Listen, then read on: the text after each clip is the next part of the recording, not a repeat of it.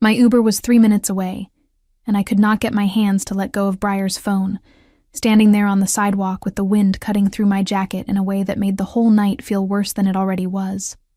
Not my phone. Hers. Mine had died in the middle of the bar, right when I needed it most to look busy, after I'd spent 40 minutes convincing myself that date was going fine, and the only practical solution, at 11 at night on a street I didn't fully recognize, was to borrow her phone just to pull up the map and confirm the address home. Simple as that, I told myself. A survival decision, not curiosity. Nothing more than end-of-night logistics, except the screen didn't open straight to maps.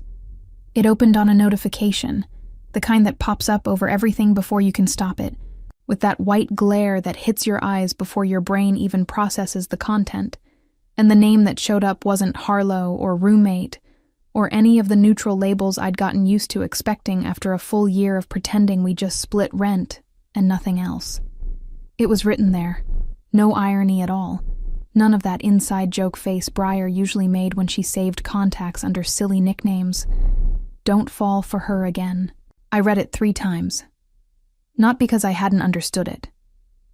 I understood it perfectly the first time, every word landing with exactly the weight it carried. But because part of me expected the letters to rearrange themselves on a second read and turn into something else, like a gym reminder, or the name of some weird playlist. They didn't. They stayed exactly there, the way someone writes when they're not thinking about anyone reading it, when they're just quietly trying to protect themselves from themselves. If you've ever snooped through someone's phone by accident, and I know snooped isn't quite the right word here, since it was more of a logistics accident than any real intention, you know that very specific feeling. Following bland instructions like, turn left in 500 feet, while an entire part of your brain has already run off somewhere else completely, trying to reconstruct a whole story out of 5 words on a screen. I should have closed the notification. That was the obvious thing to do, the response of any remotely balanced person in that situation. Instead, I stood there, frozen, with the Uber driver probably canceling the ride for lack of response, trying to decide whether that was a warning she'd written for herself, some kind of self-protection reminder, or a confession she never had the nerve to say to my face. Because there's a huge difference between "Don't fall for her again," written as a rational alert, and "Don't fall for her again," written like someone who already knows it's too late and is just trying to talk herself out of it every single day. And here's the part I still can't explain properly to anyone, not even to myself. Telling you this story at this hour of the morning, my heart still racing a little just remembering it. We didn't break up over a lack of reasons. We broke up over too many of them, too much happening at once. And even so, a year later, splitting the same lease, the same dishes in the sink, the same polite 7 a.m. Silence. I'm still the person whose name she feels the need to turn into a warning saved on her own phone. I put the phone back in her coat pocket. Handed it back, I mean. Placed it in her hand when the car finally pulled up, headlights sweeping across the wet sidewalk, and got in the back seat without saying a single word about what I'd seen. I stared out the window, replaying the moment over and over, as if repetition could change what it meant, while the city lights blurred past too fast for me to focus on any single one of them for more than a second. If someone had asked me, right then, what I was feeling, I wouldn't have had a ready word for it. It wasn't anger, and it definitely wasn't that dumb relief of, so she still feels something, that movies love to sell like it's that simple. It was more like opening a drawer you swore was completely empty, and finding, tucked way in the back behind other things, something you yourself had put there once and completely forgotten you'd kept. Before I tell you what happened when I got home, because, believe me, Briar was still awake, sitting in the living room like she was waiting for something she couldn't quite name herself. Let me ask you something. If you've ever been stuck in a situation where the past refuses to stay in the past, subscribe to the channel and comment below the moment you realized you still felt something for someone you should have let go of a long time ago. I really want to know if I'm the only person crazy enough to hold on to 5 words saved on a phone. The apartment looked the way it always does when neither of us wants to admit we still notice each other's habits. Kitchen light on, because Briar never learned to trust a dark hallway after midnight, and my jacket thrown over the wrong chair in the living room, because she never learned to correct me about it either, even after all this time. It was the kind of detail I couldn't decide whether to be annoyed by or comforted by, because deep down, some part of me still liked being read that well, even after everything. That kind of noticing was the sort of thing I couldn't decide whether to resent or be grateful for, because deep down, a part of me still liked being read that well, even after everything between us. I walked in trying to calculate how many seconds I had before I'd need to form a full sentence, because my head was still stuck on those 5 words on her phone screen, looping over and over, and I had no idea how to turn that whole mess into anything that sounded like a normal end-of-night greeting.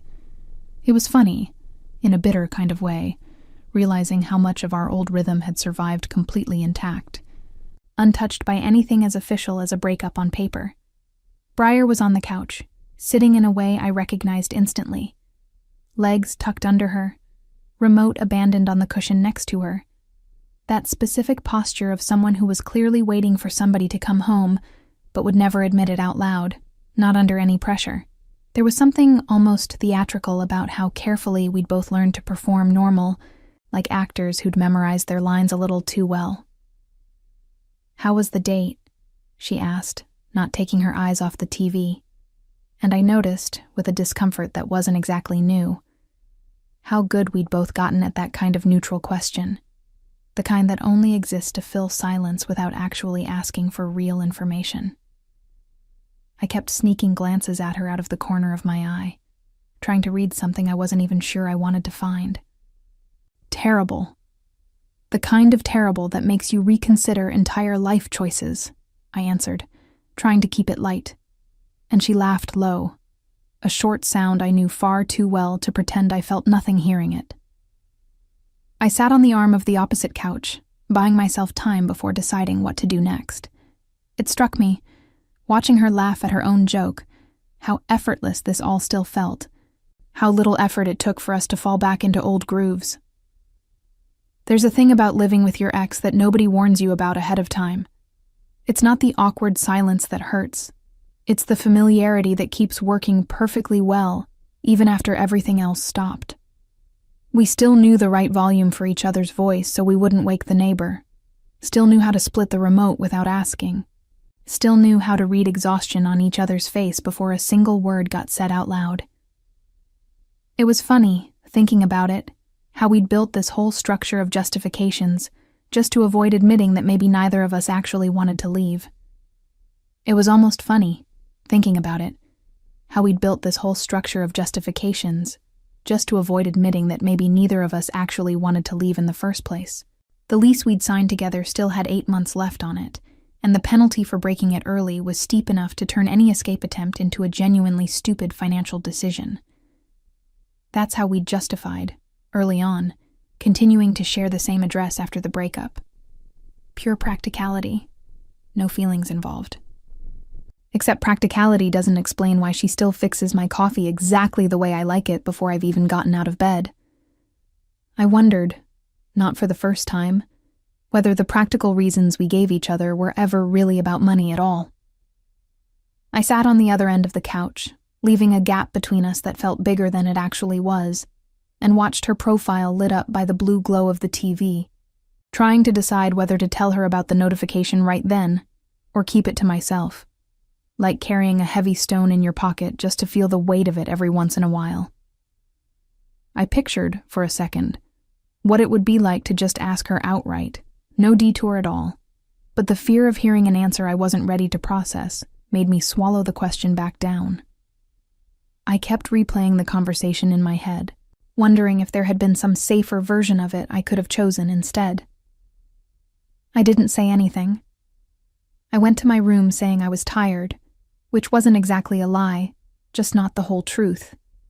And I spent the next few minutes lying in the dark replaying that saved name over and over, trying to decide if I'd just found proof of something, or just an old habit of hers that had outlived its purpose, the same way so many other things between us had. I heard her shifting around in the living room for a good while longer, before she finally went to her own room too.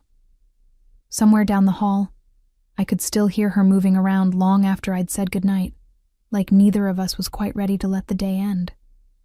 And it was only when the ceiling had that strange shadow pattern you see from staring into the dark too long that I realized something. I wasn't upset because of Briar, specifically. I was upset because, deep down, some part of me already knew the answer and was just putting off, cowardly, the moment I'd have to admit it out loud, to myself, before anyone else. Somewhere in that stretch of dark and quiet, I stopped pretending, at least to myself, that any of this was simple. Hi, it's Lena Fau. A quick reminder before we continue. If you like light romance stories with more depth and development than what fits in the videos here on the channel, on my Patreon, there's a complete library of exclusive stories you won't find anywhere else. These are different stories with more room to explore the characters and their feelings. The link is in the description. Now, back to the story. I met Briar in a context so unromantic that to this day I laugh whenever someone asks how we met. She was trying to return a broken air fryer at the store where I worked part-time to cover college. Arguing with the clerk over return policy with an iron patience I simply didn't have to watch quietly from the counter next to her. She had this way of holding on to ordinary objects like they carried some deeper meaning, and I remember thinking, even then, that it said something about the kind of person she was underneath all that stubbornness. I jumped into the conversation uninvited, took her side without a second thought, and solved the whole thing in 5 minutes, using a specific clause in the warranty policy that the clerk himself didn't seem to know. Briar looked at me with a mix of gratitude and suspicion, like she wasn't sure whether to thank me or ask why exactly I had appliance warranty clauses memorized. She had this way of holding ordinary objects like they were evidence in some imaginary trial, and that alone already said a lot about the kind of person she was. It's strange how a joke you make on instinct can end up defining an entire relationship years down the line, without either of you realizing it in the moment. Do you always fight other people's battles like that? Out of nowhere? She asked, tucking the air fryer under her arm. And I said I only fight for causes worth fighting, which at the time felt like a clever line, and today sounds like an embarrassingly accurate prediction of what was coming. I kept that number saved under a name that meant nothing to anyone else. A private little joke only I understood at the time. We exchanged numbers that same day, under the ridiculous pretext of her needing another store recommendation for some other product, and I knew, saving those digits into my phone, that it had nothing to do with appliances or warranties at all. I kept that number like you keep a silly secret, with no idea yet how big a decision that would turn out to be for the rest of that year. There wasn't a single dramatic moment I could point back to, just an accumulation of small ordinary afternoons that quietly built into something enormous. What nobody warned me about falling for Briar was how quietly fast the whole thing happened. There was no obvious turning point, no dramatic movie kiss, no cinematic declaration. There was instead a sequence of small details that only make sense when you look back, months later, and realize you'd already been completely gone for weeks without even noticing it happening. I remember the exact color of the sweater she was wearing that day, which tells you something about how much attention I was already paying without meaning to. Like the way she color-coded her book highlights depending on the mood of whatever scene she was reading, or how she always knew, with an almost uncomfortable precision, when I was faking being fine, even when my voice came out perfectly calm. It wasn't until much later, replaying that memory over and over, that I understood how that unlikely first meeting already held every piece of what was coming for us. It's the kind of thing you only notice in hindsight, looking back at a version of yourself that had no idea what was coming. We didn't start dating right away, despite all of it. We spent months stuck in that uncomfortable friend zone neither of us wanted to admit had long expired, until she showed up at my door on a rainy night. No umbrella at all, just to return a book I didn't even remember lending her. Those were the kind of small details anyone on the outside would say I was inventing romance, where there was only coincidence. The rain that night left a very specific smell on the collar of her coat. One I still can't quite place anywhere else, even years later. I'm not going to get into details about how that particular night ended, because that belongs to a whole other chapter of our story. A chapter that, honestly, I still don't know if I'll ever have the courage to tell out loud to anyone besides you, here, this late at night, with this strange feeling of reliving it all over again. There are memories you hold on to so carefully it almost hurts to visit them again, knowing what came after. What matters right now is that back then, I had no idea I'd one day be narrating this whole story to a room full of strangers, trying to understand why my name had quietly turned into a warning saved on her phone. It's strange to think that those same good memories are stored in the same head that decided months later to turn me into an alert to be avoided. It's funny telling this story now, how obvious all those early signs seem in retrospect, when back then they felt like nothing at all. And maybe that's the cruelest part of loving someone who knows you that deeply. That person knows exactly where to keep the good memories and exactly where to keep the warnings. And sometimes, with no clear intention at all, you find out, too late to pretend surprise, which drawer you ended up in. Maybe that's exactly why that warning saved on her phone cut so deep. It came from someone who'd built enough good memories with me to deserve more trust than fear.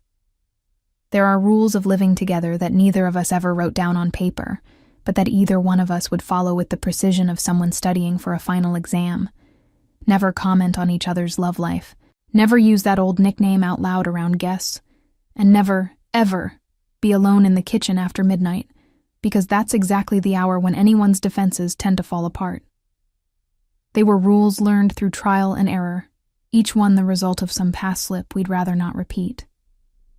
They were rules neither of us discussed out loud, but both of us followed like scripture, as if any small deviation might bring the whole fragile arrangement crashing down.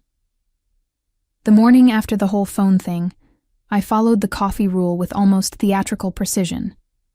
Grabbed my mug, quietly thanked the fact that she'd left it prepped exactly how I like it, and headed straight to the living room without a single prolonged moment of eye contact, which is basically the emotional equivalent of crossing a minefield with no map.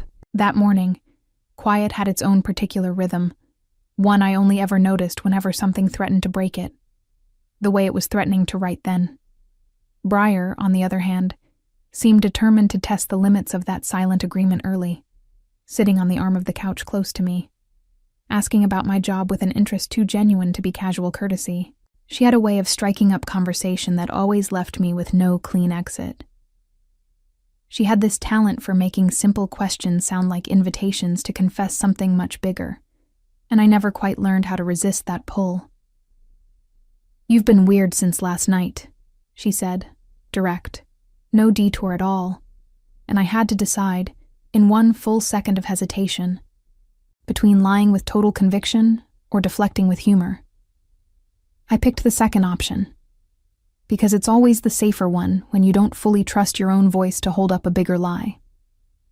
My answer came out faster than I meant it to, almost reflexive, some kind of built-in defense against getting in too deep with that conversation. "I'm processing the existence of bad dates enough to make me question entire life choices," I answered, and she laughed, that specific laugh that always had the strange power to lower my guard faster than any logical argument ever could. She leaned in a little closer on the couch, too curious to let the topic drop. Chin propped in her hand, with the expression of someone who was genuinely curious and had no plans of dropping the subject easily. We had a very specific way of coexisting that worked perfectly well, precisely because it was full of these unspoken rules. Splitting chores without negotiating every detail, strictly respecting morning silence, never asking directly about recent dates. It was a nearly perfect system, as long as nobody found phones open on the wrong notification at the wrong time. It was a silent agreement neither of us had formally signed, but that both of us honored with an almost religious discipline, as if any deviation could bring down the whole fragile structure, holding up that entire arrangement. It was exactly that fragile balance between distance and closeness that defined every single one of our mornings, a balance that felt harder and harder to hold on to without it cracking. While she talked, distracted, about some dumb work problem, I realized I was paying way more attention to the movement of her hands than to the words themselves.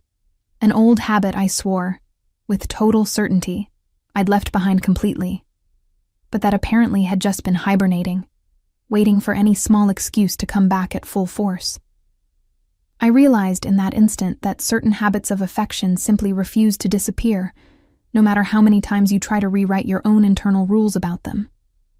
"You're looking at me weird again," she pointed out, suspicious, and this time I was the one who looked away first, faking sudden interest in some random ceiling stain that definitely didn't deserve that level of focused attention. It was exactly this kind of small slip that made me doubt whether the unspoken rules were still actually working. She laughed softly at my exaggerated reaction, and that specific laugh only confirmed how vulnerable I still was to every small detail coming from her. We finished breakfast in a silence that, surprisingly, wasn't uncomfortable at all. It was just full of unsaid things, the kind we'd learned, over time, to carry around like carry-on luggage, always close by but never opened in public. I finished washing my mug in silence, feeling the weight of those unspoken rules like a rope pulled tight between us, ready to snap at the smallest careless move. I got up to wash my mug, and passing behind her, noticed a stupid detail that froze me for a full second. Her phone was on the table, screen down, in a gesture that felt too deliberate to be mere coincidence. I left the kitchen thinking about that detail for the rest of the morning, unable to shake it. I walked out of the kitchen carrying that detail about the phone face down like one more piece of a puzzle I still didn't have the nerve to put together. Nobody gave us enough advance warning about Elodie's arrival. Briar just showed up in the kitchen one random Tuesday announcing that her little sister was going to spend 2 full weeks on our couch while she sorted out her move to the city, and I, obviously, had zero veto power in that family decision. I agreed with a polite smile. No idea yet of the complications heading our way. Elodie had this way of walking into any room already taking up space.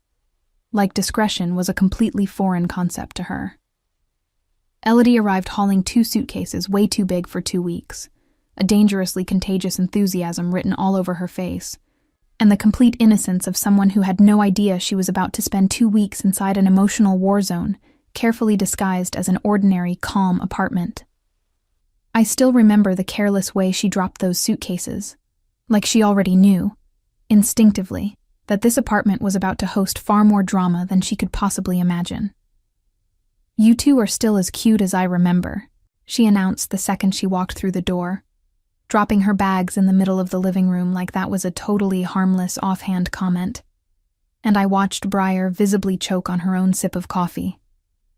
I tried, without much success, to steer the conversation toward safer ground. But Elodie had a radar sharp enough to always circle back to the most uncomfortable point available. I explained with all the calm I could gather. That cute probably wasn't the right word to describe the current, complicated state of things between us. But Elodie just laughed, like someone used to reading any hesitation of ours as couple shyness, not the bureaucratic emotional disaster it actually represented in that moment. Briar just rolled her eyes, trying to change the subject with a skill I already recognized from other similar situations over the years. Her whole dynamic was the exact opposite of ours, where we'd learned, over months, to communicate in strategic silences and carefully unspoken rules. Elodie said absolutely everything out loud, no filter at all, including questions no polite person would ask during a first week of living under the same roof. It was strange watching Elodie's innocence work almost like a mirror, reflecting back at us everything we insisted on refusing to name out loud. "When are you two finally going to admit it and stop pretending you sleep in separate rooms just for formality's sake?" she asked during dinner, no ceremony whatsoever, and I nearly choked on my own fork, while Briar answered with a tense laugh, and such an abrupt subject change. It only confirmed that casual comment had hit some sensitive spot too well to ignore. I laughed without much conviction, trying to soften her comment with humor, but inside I felt the exact weight of that observation land somewhere sensitive. The problem wasn't Elodie being inconsiderate by nature, or ill-intentioned. She just operated on the completely reasonable premise, from her point of view, that two people who share an apartment, cook together every day, and finish each other's sentences without noticing, are obviously dating for real. And it was exactly that flawless logic, coming from someone completely outside our story, that made everything harder to ignore or dismiss. It made me realize we might be the last two people in the entire building still pretending not to notice what everyone around us could already see clearly.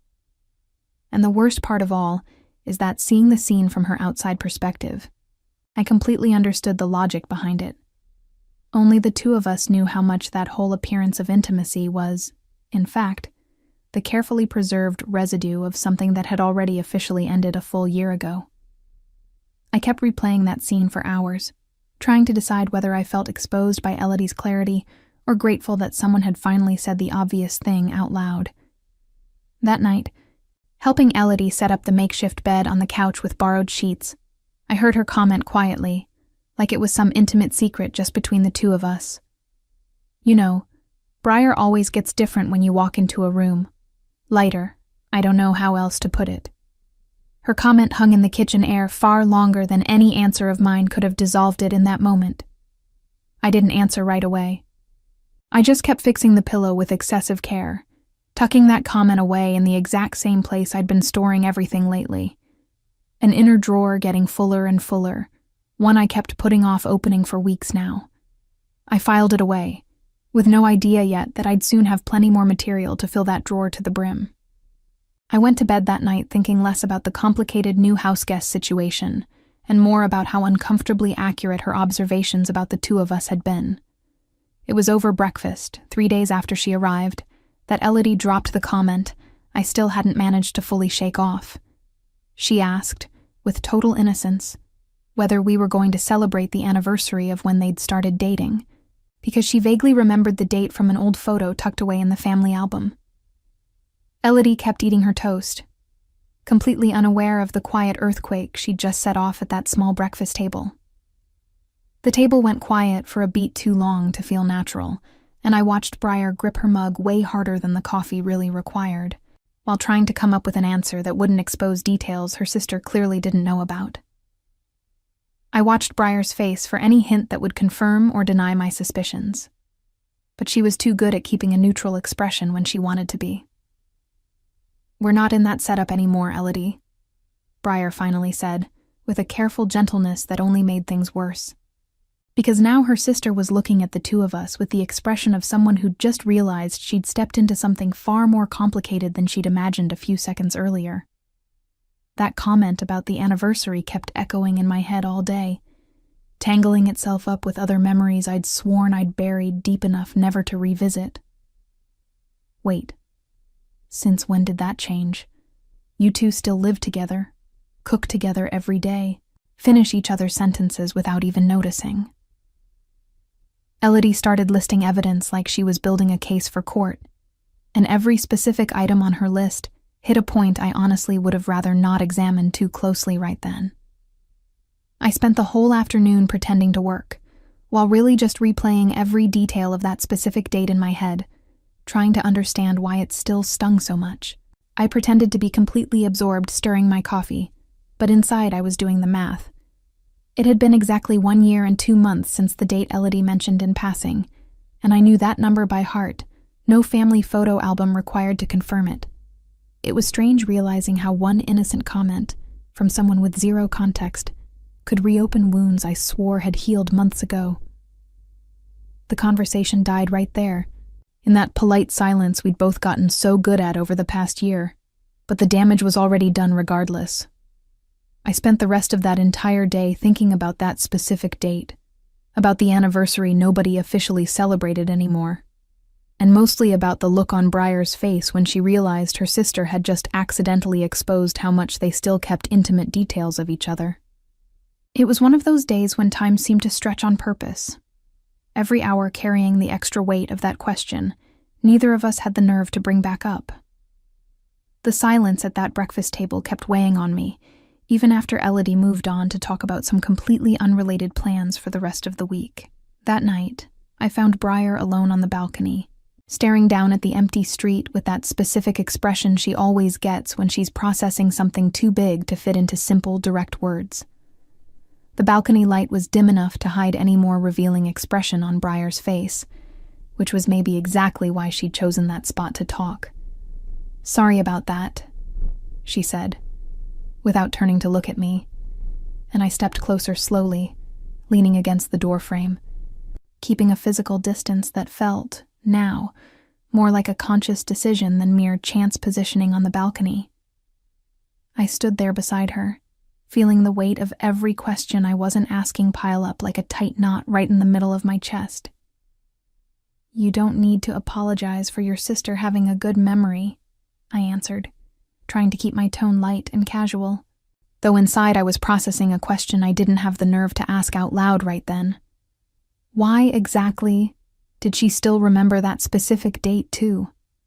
I couldn't tell you what I was hoping she'd say, only that the absence of any clear answer hurt more than a direct confession would have. I realized, in that moment, that maybe we were both stuck in the same silent trap, each waiting for the other to take the first step toward the truth. We stood there for a few more whole minutes, shoulder to shoulder, without exchanging another word. And there was something oddly heavy about that shared silence. Like we were both deliberately, carefully avoiding opening a door we both knew exactly where to find. I went back to my room that night carrying more questions than when the conversation had started, and none of them seemed to have an easy answer available. I need to back up a little, because I think you deserve to understand why I was at that specific bar. Dead phone in my bag, trying to survive a date that went sideways in a way that still stings just to think about now. I remember picking out that particular dress, with an almost exaggerated amount of care, trying to convince myself that date deserved all that effort. His name was Desmond. I met him through some app, and in our messages he seemed like exactly the kind of steady, secure person I'd been trying to convince myself I needed in my life. Someone with absolutely no shared history with me, no drawer full of complicated memories to manage every day. The bar was crowded enough to drown out any awkward silence between us, but not even the noise around us could distract my head from its own thoughts. The problem started when he asked casually, between one sip of wine and another, whether I'd ever had a serious relationship before. And I realized, with growing discomfort, that I couldn't answer that simple question without mentioning Briar, because any honest version of my love life inevitably ran straight through her and everything we'd built together. Desmond seemed genuinely interested in every answer I gave, which only made it harder to hide how distracted I was, caught up in comparisons I didn't even want to be making. I tried to deflect, giving some edited, completely generic version, but he gently pushed back, with that innocent curiosity of someone who genuinely wanted to know the person sitting across from him. And I found myself stumbling over an answer that sounded fake, even to my own tired ears. I tried, without much success, to focus completely on the conversation in front of me, but every natural pause in the dialogue felt like an invitation for my mind to run straight back to Briar. "You talk about her in a weird way," he commented, after I finally caved and mentioned I'd lived with an ex before. And I asked, already suspecting the answer internally, what exactly he meant by that. I watched my own gestures like they belonged to someone else, noticing how much more defensive my posture looked than curious at that particular date. Like, "Your eyes change completely when you talk about her. It gets more serious. I don't know how else to explain it," he said, no malice at all in his voice. Just an honest, disarming observation that caught me completely off guard, because I had no idea my face gave away that much without my control. When he finally suggested calling it a night, I felt a strange mix of relief and embarrassment, like I'd just been caught in a lie I hadn't even realized I was telling. The rest of the date unraveled into a string of awkward silences and failed attempts to change the subject, until he, with a kindness I can appreciate now in hindsight, suggested maybe we should call it a night early, because it was clear my head was somewhere else entirely.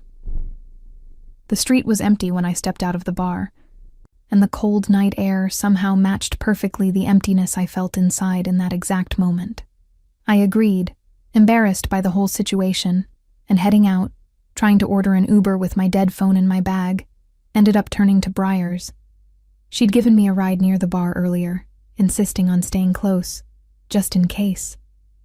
And I didn't question the real reason at the time, too busy getting ready for the date.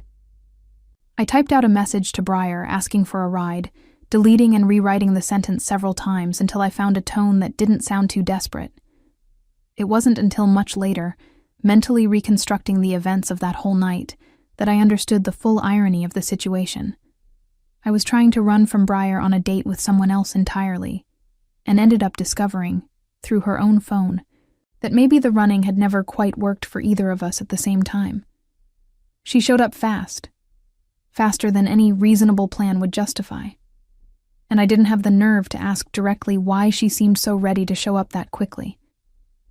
If you've ever tried to move on with someone new, while secretly comparing every small gesture to someone from your past, you know exactly the feeling I carried through that entire date. Being physically present somewhere while emotionally completely absent, stuck in an old version of myself that hadn't quite caught up yet. And it was exactly that quiet realization that stayed with me the whole ride home that night, long before I knew what was waiting for me on her phone. I got in her car without saying much, and the comfortable silence between us contrasted almost ironically with all the discomfort I'd just lived through inside that bar. It took me 4 whole days to gather enough nerve to bring up the notification out loud, and when I finally did, I picked the worst possible moment for it. Over breakfast, with Elodie still fast asleep on the couch just a few feet away from us. I spent those 4 whole days mentally rehearsing different versions of that conversation, never once feeling truly ready for any of them. "I need to ask you something," I started, lowering my voice in a tone that immediately made Briar set down her fork and look at me with the kind of cautious attention we reserve for conversations we already know, ahead of time, are going to hurt. The kitchen, at that hour of the morning, had a very specific light that always made everything feel more serious than it really was, and that day was no exception. "That night, I borrowed your phone for the map," I continued, feeling my heart race in a way completely disproportionate to such a simple opening line. "I saw a notification. My name saved as a warning to yourself." I caught the exact instant Briar realized this wasn't going to be some trivial conversation, from the way her whole body stiffened in the chair. The silence that followed lasted only a few real seconds, but it felt stretched in a way that distorted time completely, until Briar took a slow, deep breath and answered, with a calm, I knew, from experience, was carefully constructed on the spot. "That was months ago. Just a hard day, nothing more." Every word I chose felt disproportionately heavy, like I was handling something too fragile for any carelessness at all. A hard day, tough enough for you to decide to remind yourself, every single day without exception, not to fall for me again? I asked, and I realized, too late to pull it back, that my voice had come out sharper than I really meant it to in that tense moment. I saw her jaw tighten slightly, a small gesture I recognized from other old arguments, a clear sign she was working hard to keep her composure. "What exactly do you want me to say, Harlow?" She shot back, and there was genuine frustration in there, mixed with something that looked closer to real fear than actual anger. That sometimes it's really hard living with you and pretending we just split rent, nothing more involved. That exchange of soft jabs hurt in a different way than our old fights used to, because now it came mixed with a stubborn tenderness neither of us quite knew where to place. That specific sentence hung between us for a beat too long to feel comfortable, and I realized I'd opened a door.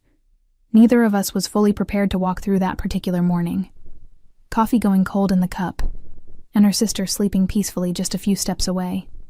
I stared at the steam rising off my coffee cup, avoiding her eyes out of fear that any real eye contact would collapse what little control I still had over my own voice. "So why didn't you ever say anything before?" I asked, direct. And her answer came low, almost a whisper. "For the exact same reason you never asked before today." Her answer, so simple and so precise, managed to hurt more than any direct accusation would have in that specific moment. We didn't have any good or ready answer for that, So we did exactly what we always did whenever things got too big to fit into a simple breakfast conversation.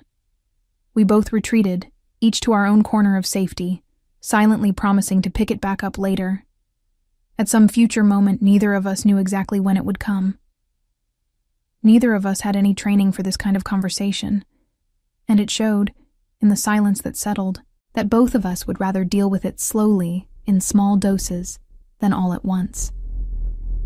I got up from the table feeling almost unsteady on my feet, like we'd just crossed together into territory neither of us knew how to name with any precision. I got up from the table before the conversation could evolve into anywhere I wasn't ready to visit yet, and while I slowly washed my mug, I felt her eyes fixed on my back, not in an accusing or hostile way, but in a way that seemed to quietly say she was also tired of pretending that warnings saved on her phone meant absolutely nothing between us. The kitchen went quiet after I left, and I pictured, without turning back to check, Briar sitting there alone, processing all of it in her own way. The universe, with its particularly cruel and inconvenient sense of humor, decided the best way to resolve unresolved tension between two exes was to lock us inside the same apartment for an entire weekend, thanks to a storm strong enough to knock out power for the whole neighborhood without any warning at all. The storm had rolled in suddenly, with no warning from any forecast, and within minutes the whole building sank into that specific electric silence of a blackout, with no clear return time, no internet, no working TV, and with Elodie out visiting a friend before the heavy rain started for good, it was just the two of us left, a few candles scattered around the living room, and an uncomfortable amount of silence that none of our unspoken rules could fill properly. We lit candles scattered around the living room, casting shadows that danced across the walls in a way that made everything feel more intimate than any regular light ever could. "We could play that old card game we used to have," Briar suggested, after 20 full minutes of pretending to scroll her dead signal phone, and I agreed quickly, mostly because any structured activity felt way better than sitting across from her, with nothing specific to do with my restless hands. The old deck of cards had been tucked away in a drawer neither of us had opened in months, and finding it there felt, somehow, like a small welcome miracle on that dark night. The game, which originally belonged to a much simpler, lighter chapter of our history together, brought back a kind of genuine laughter I'd completely forgotten the sound of. No calculation at all. The kind that escapes spontaneously before you can even try to control or hold it back. We played round after round, each of us remembering rules we'd sworn we'd forgotten. And little by little, the tense mood of the past few days gave way to genuine lightness. At some point, deep into the second hour, she got seriously sick. No faking it at all. Red eyes and a hoarse voice that made it obvious she was catching a real, sudden cold. And I found myself automatically getting up to grab a blanket, without even really thinking through the decision I was making in that instant. When she started coughing harder, I dropped the cards right there, completely forgetting any emotional caution I'd been carefully holding on to for weeks. "You don't have to take care of me like this," she said, coughing right after, completely contradicting the sentence she'd just said, and I rolled my eyes, tucking the blanket around her shoulders anyway with care, because some old habits simply don't disappear, just because a relationship officially ended on paper. I grabbed a blanket from the hallway closet without even thinking it through, moved by some instinct that seemed to survive intact past any official breakup on paper. We spent the rest of that whole afternoon sitting too close together on the same couch, sharing the only blanket available because of the intense cold the storm brought inside. And there was something about the forced closeness of that specific moment that felt less about any kind of romance, and more about a type of comfort that only exists between people who've known each other too deeply to bother faking formality anymore. The steady sound of rain outside created a constant soundtrack for that whole afternoon, each drop seeming to mark the time we spent there, growing closer and closer by the minute. She fell asleep mid-sentence, her head slowly resting on my shoulder without warning, and I stayed there, completely still, feeling the warm, real weight of that gesture, with no rush at all to move, while the rain kept hammering the window like it wanted to deliberately stretch out that suspended moment in time. I tucked the blanket over her shoulders with a care I didn't even try to hide, knowing any attempt to disguise it would have been completely useless anyway. I sat there watching her face relax into deep sleep, free of that caution she normally carried when she was awake near me. And I realized, with a tightness in my chest that had nothing romantic about it in the conventional sense, how deeply responsible I still felt for her well-being, even after everything we'd been through. I sat there, feeling the weight of a responsibility I'd never officially signed away, no matter how long I'd spent trying to convince myself otherwise. The weight of her head on my shoulder brought a peace I hadn't felt in a long time, even in the middle of all that uncertainty still hanging between us.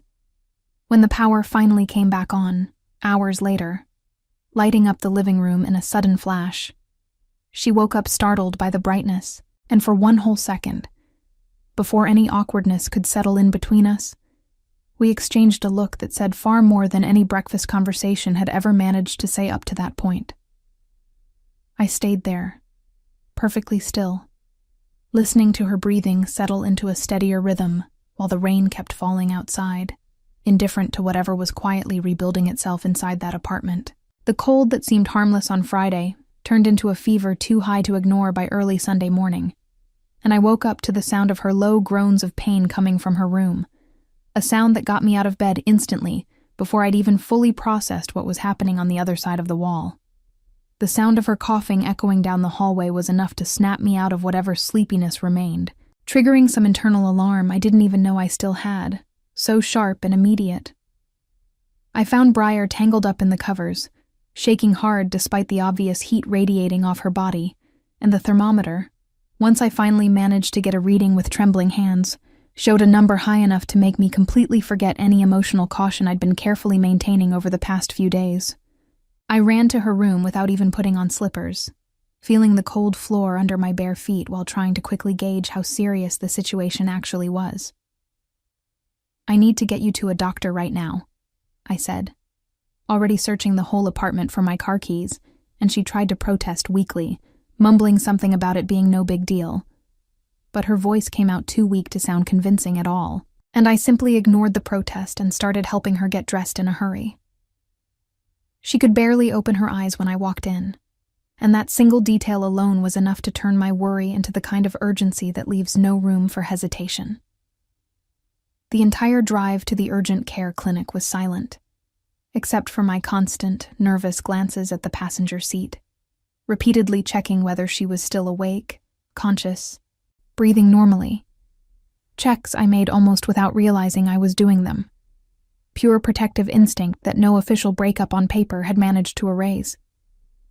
Through the whole drive to the clinic, I kept one hand on the wheel and the other ready to reach for hers at any sign things were getting worse. Like that simple gesture could somehow hold the whole situation together, while we waited for the test results in a waiting room that was way too cold and dimly lit. She rested her head on my shoulder, too exhausted to keep any protocol distance between us, and I wrapped my arm around her without a second thought, tucking her coat over her carefully, the way you take care of someone who genuinely matters. No in-between about it. The waiting room smelled like hand sanitizer and exhaustion, and every minute sitting there felt like it stretched longer than the clock on the wall actually indicated. "Thanks for not letting me pretend I was fine," she murmured, eyes closed with exhaustion, her voice carrying a weight that went far beyond the physical fever alone, and I gave her shoulder a light squeeze, not knowing exactly how to respond without it sounding too big for that specific, fragile moment. When the doctor finally called her name, I felt the relief of having a clear direction to follow, even without knowing yet what the final diagnosis would be. The final diagnosis turned out to be an infection that needed strong antibiotics and complete rest. Nothing that put her life at real risk, thankfully. But the scare had been enough to remind me, with almost brutal clarity, just how deep the fear still ran in me about anything ever happening to her.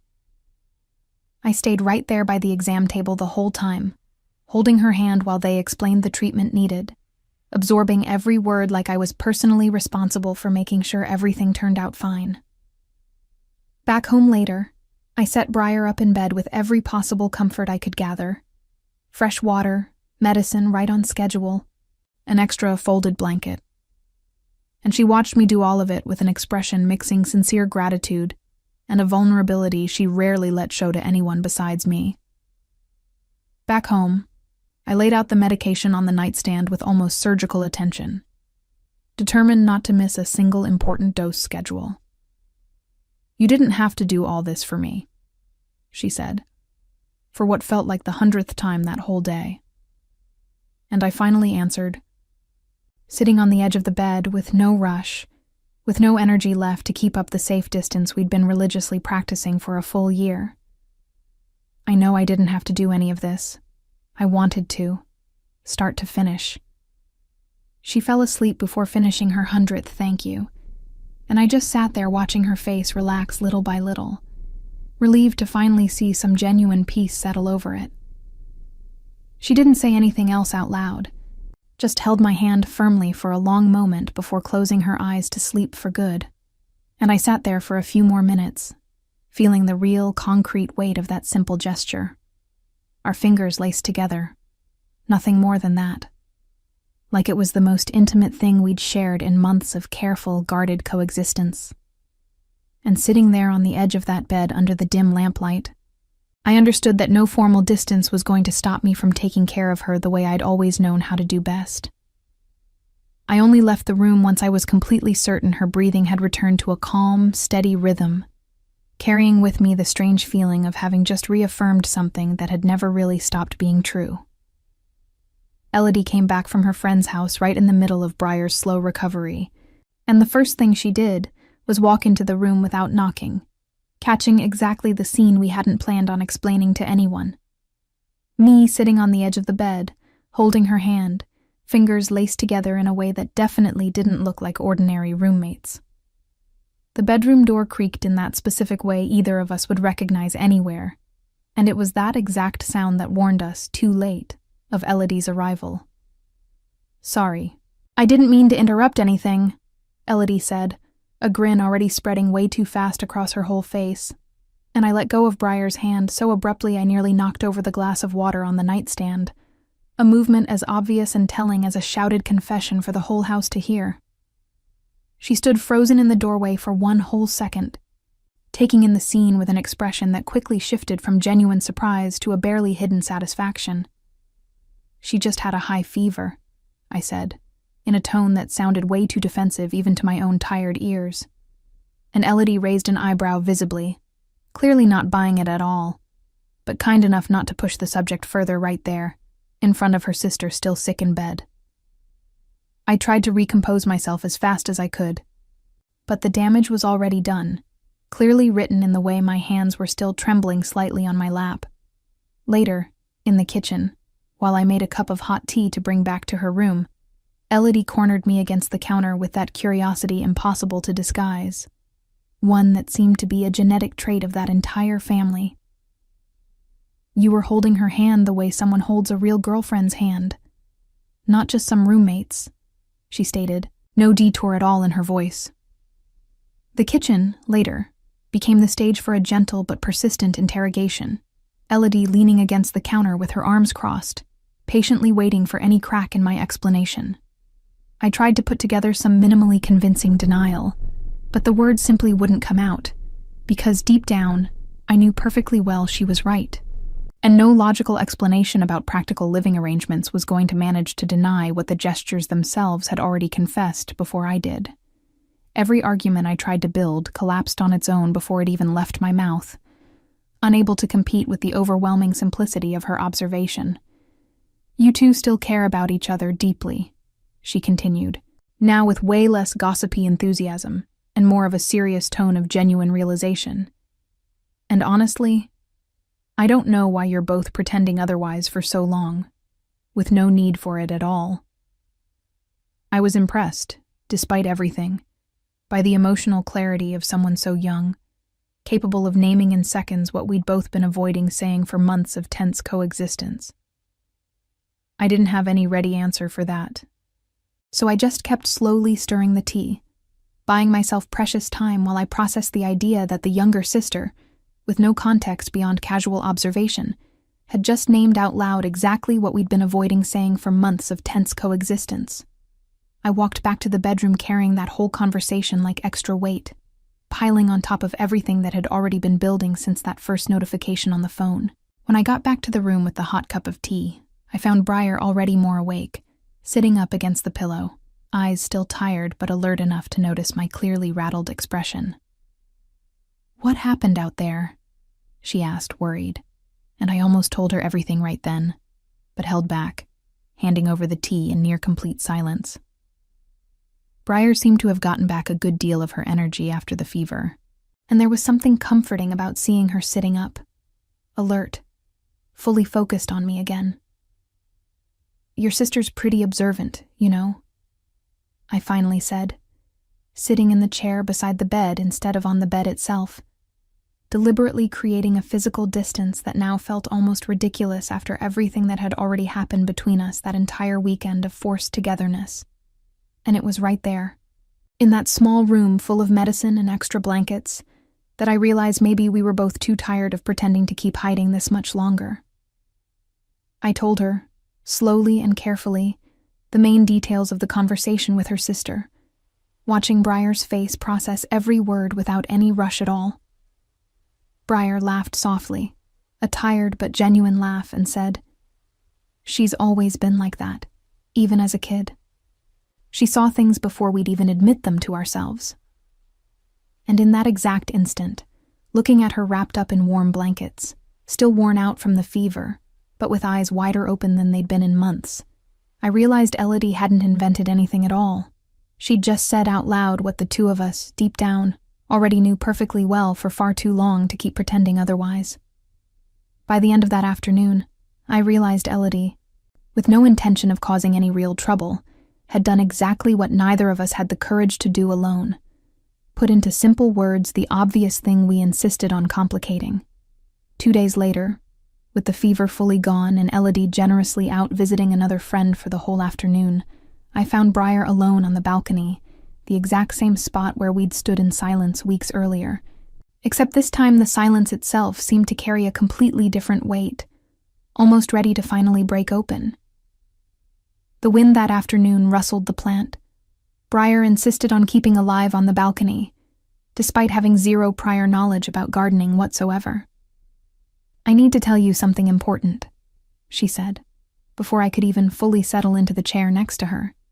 And there was a solid determination in her voice that I recognized from other important conversations we'd had over the years together. My breath caught for a whole second while I waited for her to keep going, every word feeling like it carried the weight of months of built-up silence. "That name saved on my phone," she continued, staring fixedly at the empty street instead of looking directly at me, as if it were far easier to confess to the view than to my face head-on. "It wasn't some generic warning. It was about you, specifically. It was always about you, from the very start." I looked down at her hands, noticing the slight tremor she was trying to hide, a clear sign that confession cost her more courage than any rehearsed speech ever could. My heart raced in a way I hadn't felt in far too long, almost forgotten, and I waited there, without interrupting anything, because I instinctively understood she needed to finish that whole thought, without any help from me, or any unnecessary rush. The silence between us this time wasn't uncomfortable at all. It was just the kind of necessary pause that comes right before any truth big enough to change everything. "I wrote that on a night I spent hours staring at your closed door, trying to convince myself I'd already moved on, while knowing, deep down, that I was still just as gone for you as I'd been in our very first year together," she said, finally turning to face me directly, eyes glassy but surprisingly steady. I felt my chest tighten in a good way, almost forgotten, realizing that her confession validated exactly what I'd been feeling alone for so long. "I never moved on either," I admitted, my voice coming out shakier than I expected to be able to control. And I felt something loosen deep in my chest. A strange, good relief in finally putting into concrete words what I'd been carrying alone since that whole night in the back of the Uber. And I think part of me always knew that. I just didn't have the nerve to admit it out loud before today. The afternoon light traced a golden outline around her face, and I found myself thinking I'd never seen anyone look so vulnerable and so beautiful at the exact same time. She reached her hand out slowly. No rush at all, and I laced my fingers into hers right away, feeling the familiar, comforting warmth of that simple gesture, one that carried far more meaning than any elaborate speech could ever manage to convey in words. Our laced fingers fit together exactly the way they always had. Like that entire year of careful distance had never really happened between us at all. "I don't want to keep pretending we're just regular roommates anymore," she whispered, slowly bringing her face closer to mine, leaving enough generous space for me to pull back if I wanted to, but I didn't want to pull back even a little, and the entire space between us disappeared into a slow, careful kiss that carried all the tenderness built up over a full year of held-back silence between us. Time seemed to slow down in that specific instant, each second stretching just enough for me to fully absorb the calm certainty finally settling between the two of us. It was a kiss with no rush at all, just the calm, solid certainty of two people who'd finally stopped running from each other for good, her hands slowly rising to my face with tenderness, her thumbs lightly stroking my cheek while we finally let ourselves have, guilt-free, that moment that had been put off for far too long between us. I closed my eyes the exact moment our lips met, setting aside any caution I'd carried with me through that whole year of careful coexistence. When we finally pulled apart, foreheads together, breathing the same warm afternoon air, she smiled that rare, complete smile I'd carefully kept in my memory for months, and the balcony light kept dimming slowly as the sun set somewhere in the distance, and we just stayed there, close enough, in no rush at all to head back inside that whole afternoon. The entire afternoon seemed to surrender around us, and for the first time in a long time, I felt no rush at all to explain or justify anything happening there. I woke up well before my alarm went off, with Briar's arm draped naturally over me, and the weak morning light slowly slipping in through the curtain neither of us had remembered to close all the way the night before, too distracted by each other to think about anything else. The quiet of that particular morning had a different quality from every other silence we'd ever shared over that whole year of careful coexistence. I lay there for a whole moment, just calmly taking in the room that had always been mine alone. But that now felt completely different with her sleeping so peacefully beside me, like the space itself had quietly rearranged around this recent shift between the two of us. I ran my fingers lightly along her arm, just to confirm, with that small, silly touch, that all of this wasn't some strange dream from my own tired head. She woke up slowly, mumbling something unintelligible from sleep before opening her eyes and finding me already watching her. And the smile that spread across her face was so immediate and unguarded that I felt a good tightness in my chest, completely different from all the anxious, bad ones from the past few months. The light coming through the curtain traced pale stripes across the sheet, and there was something almost cinematic about that simple scene. I never knew I needed this badly. "Morning," she said, voice still hoarse from sleep, leaning in slowly for a quick, easy kiss that now felt as natural as breathing, the way it only happens when two people finally stop carefully calculating every small gesture between them. She stretched slowly, with the satisfied laziness of someone who'd finally slept well after months of restless, heavy silence nights. From the kitchen, we heard Elodie humming some random tune while making coffee for everyone, and we exchanged a knowing look, both fully aware she was going to jump on the first chance to comment on all of it, with that insufferable smile of someone who'd been right the whole time from the start. We traded one more quick kiss before either of us managed a full sentence, like that simple gesture needed repeating several times just to confirm it was real. "She's absolutely going to make a point of reminding us she called it," I said quietly. And Briar laughed for real, that full, free laugh I'd carefully kept in my memory, answering right after. "She's earned that credit, technically speaking, after all that pushing." The kitchen smelled like fresh coffee and toast, and the sound of Elodie clattering around with pots created a familiar background that somehow made everything feel even warmer. We got up together, no rush at all, and while she dug through my closet for some shirt. My closet, which had already been sharing clothes for months with no official explanation between us. I realized the lease we'd originally signed as a pure financial survival strategy now felt way less like a chore of a prison and way more like a happy accident of bureaucracy from fate.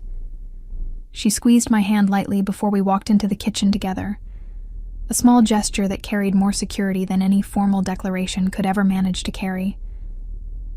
We walked into the kitchen together, hand in hand, a simple, direct gesture Elodie greeted with a low shriek of pure excitement, nearly knocking over her own coffee cup in the sudden rush to celebrate all of it. "I knew it," she declared, pointing animatedly at the two of us. "I literally knew it the whole time. Don't you dare tell me I didn't."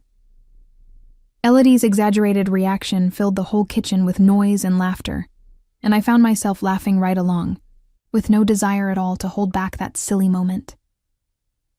"Yes, Elodie, you really did know," Briar agreed, rolling her eyes fondly but without letting go of my hand for a single second, pulling out a chair for me before sitting right down beside me, a small automatic gesture that said far more about the two of us than any formal declaration could ever manage to express in words of its own. We sat side by side at the table, our shoulders touching with a naturalness that only comes after a long wait, and I realized there was finally nothing left to hide from that overly curious sister. I sat there, hot coffee in hand, shoulder resting against hers in complete comfort, listening to Elodie animatedly narrate completely unnecessary plans for some official reconciliation celebration between us. And I thought, satisfied, that maybe this was exactly the story I needed to live for real. Not some dramatic, cinematic fresh start, but simply the quiet end of an exhausting run that had stopped being worth keeping up a long time ago. And right there, drinking coffee on an ordinary morning like any other, I understood that the best love stories don't always need grand settings. Sometimes they just need two people tired enough of running from each other to finally stand still in the same place. It struck me in that ordinary moment that we'd finally stopped performing for each other, and there was nothing left to translate, explain, or soften for anyone's benefit, not even our own.